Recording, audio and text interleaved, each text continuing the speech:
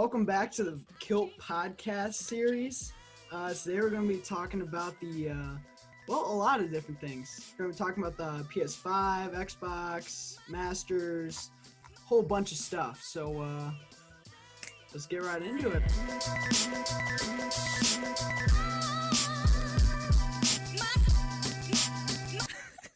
So it's been about 7 years since the PS4 was released along with the Xbox One. And it's had people waiting a long time for the next gen console, which isn't, it's not anything super special, just better graphics. But it's finally released, which is pretty exciting. But it's weird because the PS5 and the Xbox have cheaper versions that they haven't had before that have no disc trays. So like to buy everything online. So that's pretty futuristic. But you can also pay extra to buy a version with the disc tray, which, you might do if you're like a collector, you like to play with the disc, but other than that, there's no reason really to get the more expensive version. Say. Yeah, and for the subscriptions, 1 month of PlayStation Plus, which is like their like online, compatibility.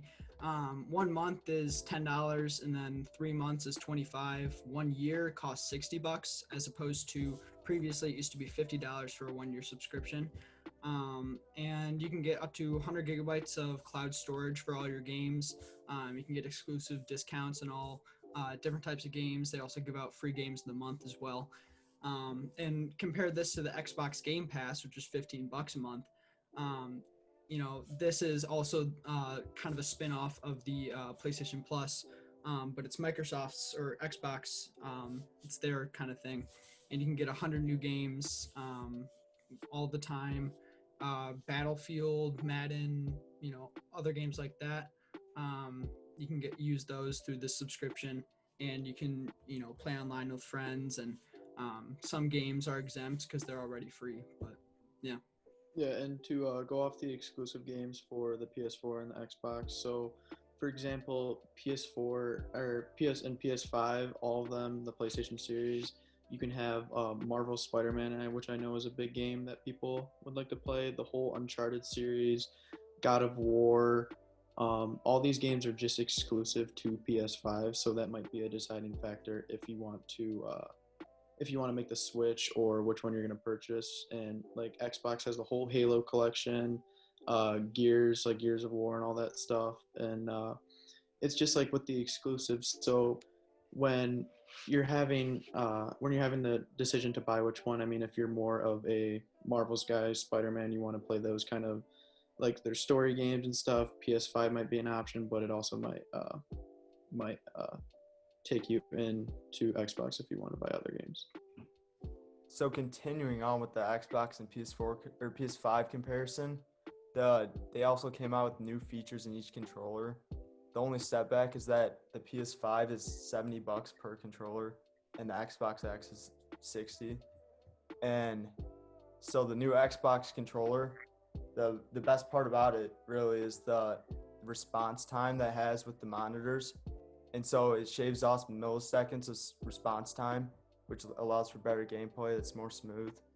And then PS5's controllers, they have the new trigger. It's built-in trigger movement, and it allows for like in-game actions of like pulling it back a bow and arrow. Like you'll feel the movement of that. And I just think that's really cool, and how like the new sensations that they create when you're playing the games. Yeah, I think that's cool. My personal opinion is that I think that the PlayStation 5 is going to be it's going to be a little bit more favorable, but that's I just don't know. me. I think Xbox is looking pretty nice. Yeah, Well, I yeah, agree, but your Game Pass thing was pretty convincing. That's a big thing right there, but yeah. I personally am a PlayStation guy, but If you want to play Marvel, $75 per And then finishing off the Masters on Sunday, they had the green jacket ceremony, which is one of the most known things for golf and is very popular. And it's also insane if you get it. So Dustin Johnson got his pictures with Tiger Woods from the previous year, which I said already won it, and they both had their green jackets on. Yeah, and it was a crazy finish too. Dustin Johnson broke the record for the lowest score in the Masters history by 2 strokes. He beat Tiger's score. Wow. Yeah, what are they doing for what are they doing for sports like around Rochester, The winter sports for RU, which is the Adams and Rochester High School combined hockey team that recently was starting up, and they were about to have their practices going on and tryouts, but that got canceled. And one of our Kilt members, Owen, is actually a current member on the team. So yeah, I'll we'll touch on that. So currently we had the tryouts and we were just starting up. We had pictures, and then a member on our team actually had COVID and we had to shut down. And then over the weekend when we were all quarantined, the Governor Whitmore shut us down. So we won't be playing back until December 8th, but during that time, we have a local gym that's keeping us running and keeping us in shape. And then January, we'll be looking at for games. So even though school's online, you guys are still running as yes, of now. we call them individually practices, but yeah, we still are working out. Oh. Yeah. And Hey, something but what else- about the cheer team? So we had our tryouts in November, so everything was going so smooth, and we were even like practicing about 5 days a week for close to 3 hours every day. And then since the governor shut down, we've been on break and we've been having our practices on Zoom for 2 hours every night. But for right now, we're just kind of hoping after the lockdown that we get back to practicing during school, like in the school in the gym. But in January, we're looking at our competition season. Nice. Yeah, and Yeah. we're Last locked year- down from sports until December 8th, so that's hopefully we'll all be back, but we're not back into school until the 15th, so that is going to postpone. I mean, we just don't have school for a while, so hopefully we can keep the cases down and keep the sports clean. Yeah, I know as of the for the student section, they're not going to be really going to any games this year. Past years they've tried to make it to every single type of game: volleyball, basketball, hockey, lacrosse, anything they. All right, so last topic. Pete, you got anything to say about hip hop that we like? About I our do, rap- yeah. I got some hip hop updates. We got two updates. We got one on King Von and one on TK. We'll start with King Von. Unfortunately, if you're a avid hip hop listener, you probably know King Von, and you probably heard what happened to him. And he was shot outside of a nightclub a couple weeks ago. And yeah, they actually just found his killer, or who they thought is his killer. And yeah, they're trying him for murder. Personally, this is the stuff he rapped about. This is the stuff he preached really in his music.